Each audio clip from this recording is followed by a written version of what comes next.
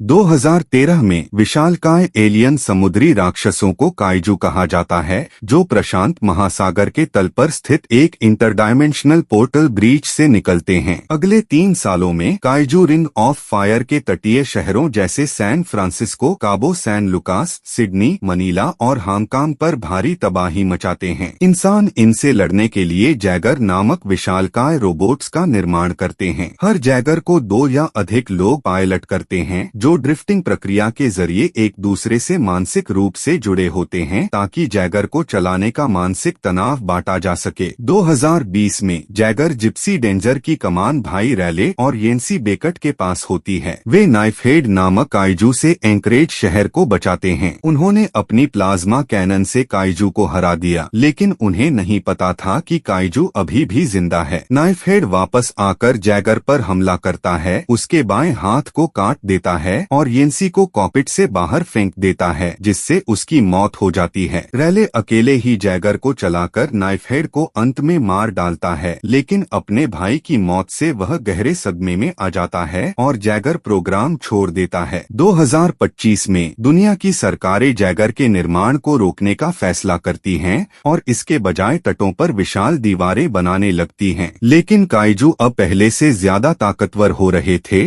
और उनके हमले भी बढ़ते जा रहे थे। जैगर तेजी से नष्ट हो रहे थे, जितनी तेजी से उनका निर्माण हो रहा था। बची हुई 4 जैगरों को हांगकांग भेजा जाता है, जहां मार्शल स्टैकर पेंटेकोस्ट ने काइजू युद्ध को समाप्त करने की योजना बनाई। पेंटेकोस्ट ने रैले को वापस बुलाया और उसे दोबारा जैगर प्रोग्राम में शामिल होने के लिए मनाया। हांगकांग बेस शैटरडोम में रैले की मुलाकात माको मोरी से होती है। माको जैगर पुनर्स्थापन प्रोग्राम की डायरेक्टर और पेंटेकोस्ट की गोद ली हुई बेटी है। 4 जैगरों में जिप्सी डेंजर, रूसी चेरनो अल्फा, चीनी क्रिम्सन टाइफून और ऑस्ट्रेलियाई स्ट्राइकर यूरेका शामिल हैं। स्ट्राइकर यूरेका, जिसे पिता और पुत्र हरक और चक हैंसन चलाते हैं, उस बम को ले जाएगा जिससे ब्रीच को नष्ट किया जाएगा। रैले का कोपायलट ढूंढने के लिए ट्राईआउट्स होते हैं और माको के साथ उसकी जोड़ी बनती है। पहली बार ड्रिफ्टिंग करते समय रैले अपने भाई की मौत की याद में उलझ जाता है और माको अपने टोक्यो पर हुए काइजू हमले की याद में खो जाती है, जहां वह अनाथ हो गई थी। माको गलती से जिप्सी की प्लाज्मा कैनन को फायर करने की कोशिश करती है, जिससे उसे तुरंत हटा दिया जाता है। रैले को लगता है कि पेंटेकोस्ट माको को जरूरत से ज्यादा सुरक्षित रखने की कोशिश कर रहा है, लेकिन पेंटेकोस्ट उसे बताता है कि वह भी एक पूर्व जैगर पायलट है और उसने टोक्यो पर हमला करने वाले काइजू को मारा था। काइजू विशेषज्ञ न्यूटन और हरमन का कहना है कि ब्रीच जल्द स्थिर हो जाएगी और काइजू की संख्या बढ़ जाएगी, जिससे हमले और खतरनाक हो जाएंगे। न्यूटन काइजू के दिमाग के साथ ड्रिफ्ट करने की योजना बनाता है